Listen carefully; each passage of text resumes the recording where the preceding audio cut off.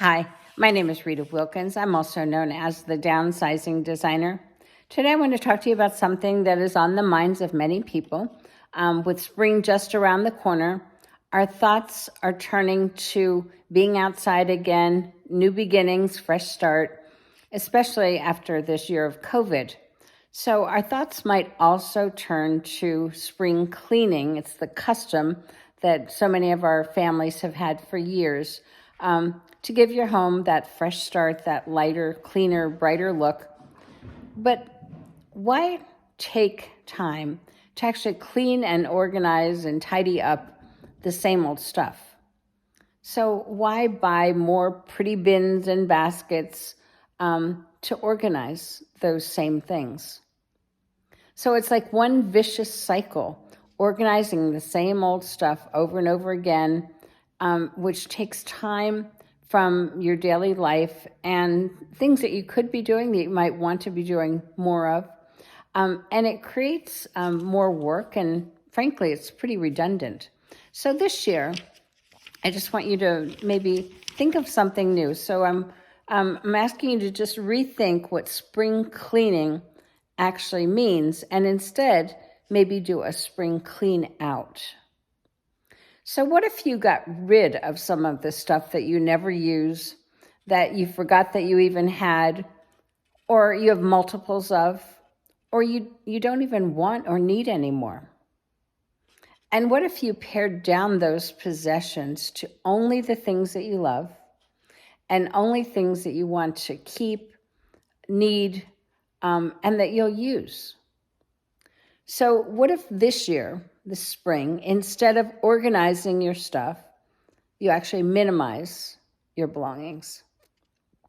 So rather than just rearranging, cleaning out and organizing the same old stuff year after year, let this be the year that you're actually intentional about decluttering and starting to live with less. So one of the best decluttering methods that I know of and that I personally use is called the room by room, week by week decluttering method. So by far, this method it just works because it's a slow and steady method that you see progress and you see weekly wins every single week. So face it, decluttering is an emotional experience for everyone, and it's physically exhausting. So when you pull everything out of a closet and you're faced with the reality of just how much you have that you never use, or that you forgot that you had, or that you just think about all the money that you've spent and maybe wasted. But regardless, it's what when you pull everything out of the closet, you're going to say, my God, I've got so much stuff. So it's emotional, it's overwhelming, and frankly, it's exhausting. But think of it this way. When you own less, you'll actually have more time, more money, and more freedom to do the things that you really want to do. Maybe spend more time with your family, pick up that hobby you've been wanting to do, and you won't have to keep moving the same old things around year after year. So how does room by room, week by week decluttering method work? So if you walk through your home and you list every single room in your home that needs to be decluttered, it might be all of them, or it might be just a few of them, but list all of them and then prioritize which room you most want to work on, which one is maybe bothering you the most, or the one that you wish it wasn't so cluttered so you can actually use it more. So then you're going to say, what is the goal that I want to have when I'm finished? So what's the motivation? What do you want that room to feel like when it's done? So maybe it's, I want to feel, calm and organized and serene in this guest bedroom that's now going to be my home office. I want to walk into my closet every morning and be able to actually see things. It's very organized, and I know that everything that's in that closet looks good on me and it fits. So whatever your motivation is, write that motivation down. And then the next step would be to pick one area of that room.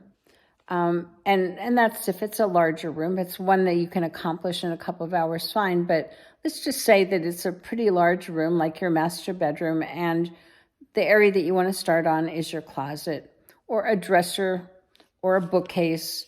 And then you're going to set a time limit on the work that you're going to accomplish. So, I don't know, I generally think like a 2 to 3 hour period. After that, sometimes you get a little bored or exhausted. And so, but if you work 2 to 3 hours on that closet, what could you accomplish? So the next step is to remove all of the items from that area. And taking all of your clothes out of the closet is essential because item by item, you're going to ask yourself these questions. Number one, do I use it? Do I wear it? When's the last time I wore it? Does it fit and does it look good?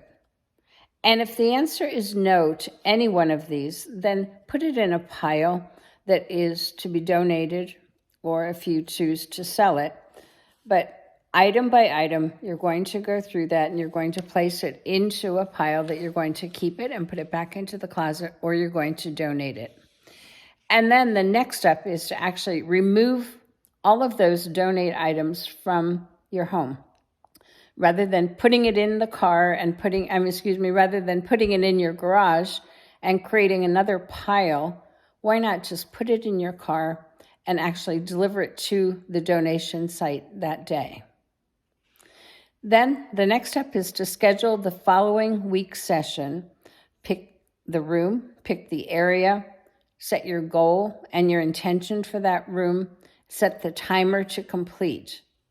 And then week by week, room by room, you'll move on to the next area. So this method will help you to see progress every single week. You'll see small wins. Ultimately, you're going to see some big wins, and that will motivate you to keep moving. So when you use this method, it will help you take on a whole new meaning of what spring cleaning really means. And it might be something that you'd actually want to do year-round. So there are big challenges, but there's also big rewards when you use spring cleaning. Rather than spring cleaning, you're actually spring decluttering. So what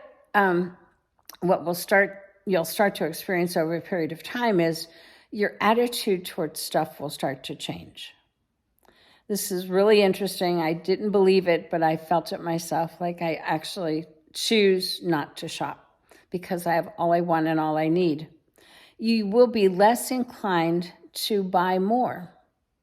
And you might not believe that yourself right now, but the more you see that I have all I want and all I need, that's kind of the experience that you start to have.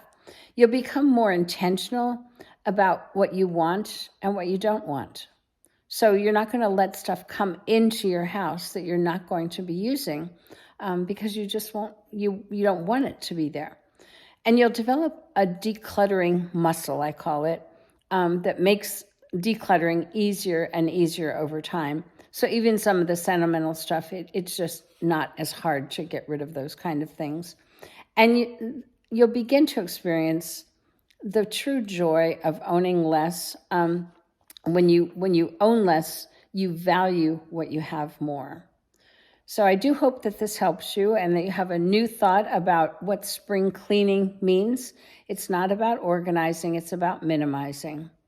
So if you need help with decluttering, we do offer that kind of service as well as downsizing services. You can go to my website, Rita Wilkins at ritawilkins.com. I'd be glad to talk to you about it. I do offer a 30-minute complimentary consultation. You can schedule that on my website too, Rita Wilkins at ritawilkins.com. Thanks so much and enjoy your spring clean out.